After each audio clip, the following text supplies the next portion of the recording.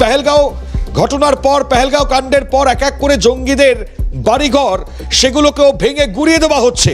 আমরা সেই ছবিটা একটুখানি দেখাবার চেষ্টা করি স্ক্রিনে।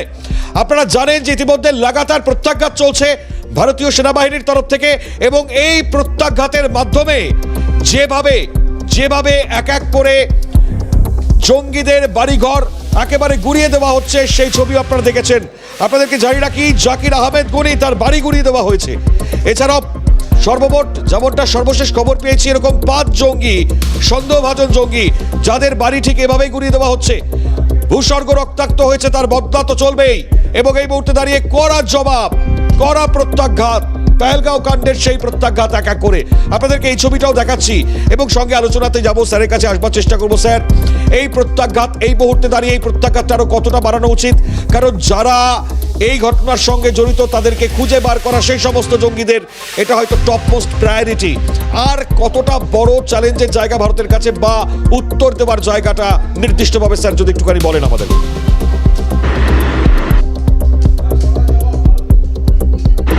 দেখুন, এই চ্যালেঞ্জ যেটা আপনি বললেন, এটা কিন্তু একটা বিরাট বড় প্রশ্ন। প্রথম কথা হচ্ছে যে খালি যদি আমরা মনে করি যে এদের এক্সিস্টেন্স খালি কাশ্মীরেই আছে বা জম্মু কাশ্মীরের মধ্যেই সীমাবদ্ধ, সেটা আমাদের একটা বিরাট বড় ভুল হবে। এই স্লিপার সেলগুলো এটা কিন্তু সারা ভারতবর্ষে ছড়িয়ে আছে, প্রত্যেক রাজ্যে রাজ্যে আছে।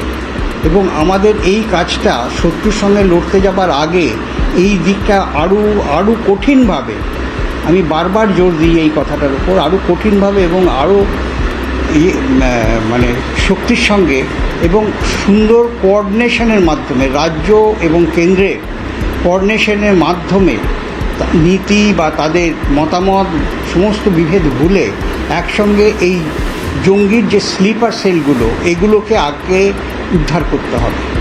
আপনারা লক্ষ্য করেছেন আমাদের পশ্চিমবঙ্গে বিভিন্ন জায়গায় বিভিন্ন জায়গায় আগুন ধরে যাচ্ছে। আজকেও একটা আগুনের কেস আপনি দেখছেন। এর আগে একটা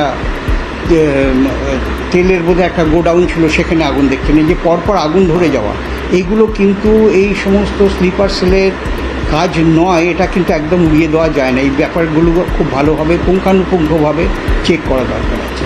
এবং এরা বিভিন্নভাবে ছড়িয়ে ছিটিয়ে আছে এবং যে কোনো সময় যে কোনো বড় ধরনের করতে পারে। একটা লোক, তার ড্যামেজিং ক্ষমতা কিন্তু বিশাল হতে পারে, বিশাল। সেই সমস্ত জিনিস চিন্তা করে এই সমস্ত স্লিপার সেলগুলোকে কন্ট্রোল করা, এটা কিন্তু একটা বিরাট বড় কাজ। এবং যুদ্ধে যাওয়ার যে প্রিপারেশন, আমাদের আর্মি, নেভি, এয়ারফোর্স এরা সবসময় প্রিপেয়ার থাকে, সব সময়। এবং এরা আধুনিকতার সঙ্গে তাল মিলিয়ে ওরা এগিয়ে চলছে এবং এগিয়ে গেছে। আমি 71-এ লড়াই করেছি, সেই লড়াই আর এই লড়াইয়ের মধ্যে হেল অ্যান্ড হেভেন ডিফারেন্স। তো ন্যাচারালি সেই জিনিসগুলোকে মাথায় রেখে আমাদের এগিয়ে যেতে হবে। কিন্তু এখন আমাদের যেটা দরকার, আমাদের প্রত্যেকটি নাগরিকের মধ্যে এই চেতনাটাকে জাগিয়ে তোলা। এবং আর একটা জিনিস আমি বারবার যেটাকে বলি, সেটা হচ্ছে যে আমাদের যুব সমাজের মধ্যে এনসিসিটা, বিশেষ করে স্টুডেন্টদের মধ্যে এনসিসিটাকে ভীষণভাবে শুরু করার আবার নতুন করে প্রয়োজন আছে এবং ভালোভাবে। কারণ এই যুদ্ধ, এখন যদি যুদ্ধ লাগে, এটা কিন্তু একদিনে বা দুদিনে ফিনিশ হবে না, শেষ হবে না। এটা কিন্তু প্রলং করতে পারে। এই সমস্ত চিন্তাভাবনা নিয়ে কিন্তু আমাদের মাথায় রাখতে হবে বা চলতে হবে। অত্যন্ত গুরুত্বপূর্ণ যে চিন্তা ভাবনার কথা স্যার জানাচ্ছেন, খুব স্বাভাবিকভাবে এটা তো অবশ্যই রয়েছে এবং তাৎপর্য থাকছে। কারণ এই অপারেশনাল জায়গা থেকে রেডি হওয়া বা রেডি থাকা, সম্পূর্ণভাবে রিপ্লাই দেওয়া, এটা তো অবশ্যই তাৎপর্য রাখে।